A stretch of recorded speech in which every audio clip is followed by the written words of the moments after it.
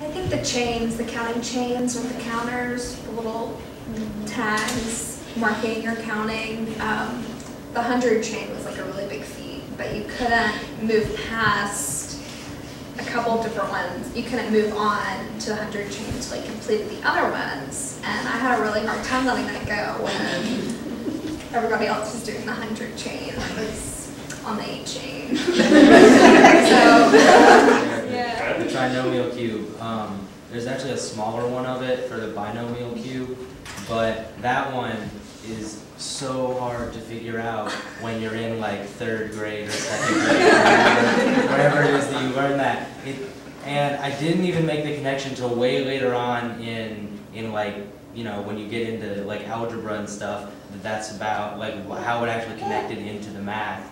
But it totally does, and now there's a different way to kind of visualize how that math is happening rather than just having to do it on paper with numbers.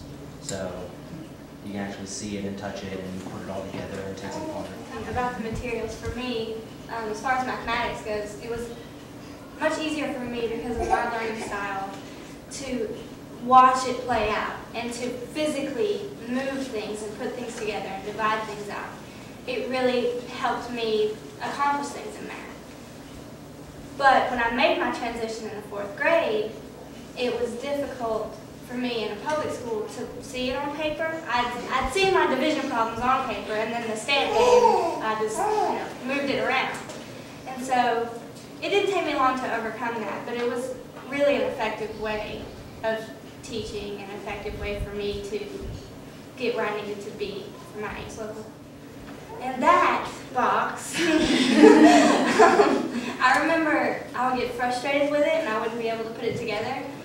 But you couldn't put it away because putting it away was putting it together. And so that was always really frustrating for me.